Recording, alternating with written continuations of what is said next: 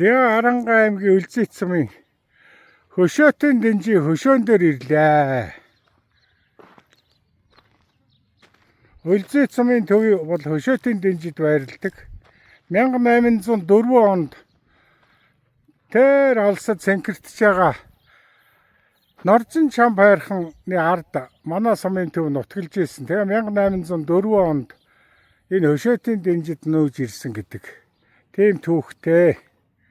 За энэ Хөшөөтийн Дэнжи энэ хоёр буган хөшөөг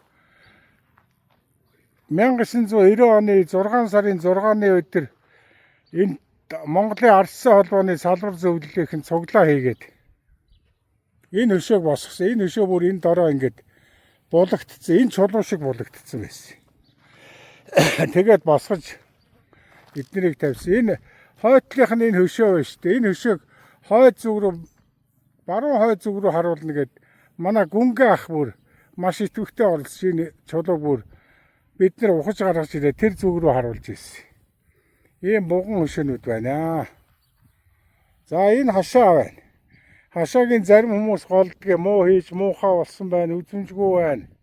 Энтэр гээд энэ бол 2012 онд хийгдсэн хашаалтаа энийг одоо гадны янз бүрийн юмнаас гэмтчихвэгээд хөшөөгөө хамгаалсан хашаа.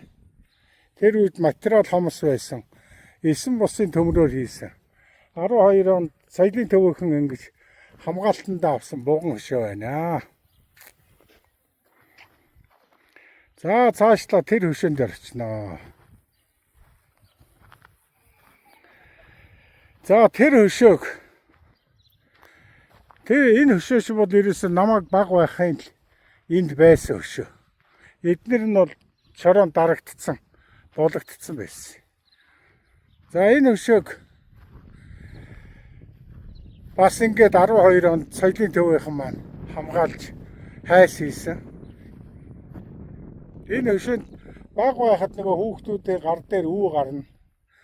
Тэгэл настай хүмүүс аав ээж нар наа үүгээ хөшөөн дээр очиж үрж арилгах гээл. Тэгээд бид нар чи хөшөөн дээр ирж үүгээ үрдэг байлаа шүү дээ. Тэг им дом гээл үрээл тэгээд үү арилждаг байсан байгаа биз? Тийм нэгэн хөшөө байна энэ. За манай Монголч эрдэмтэн Францын судлаач, урлаг судлаач Арпер гэдэг хүн манай суманд ирсэн орон нутагт ардчлалын үүсэл болон шашны тухай судалгаа хийгээд явж байгаа.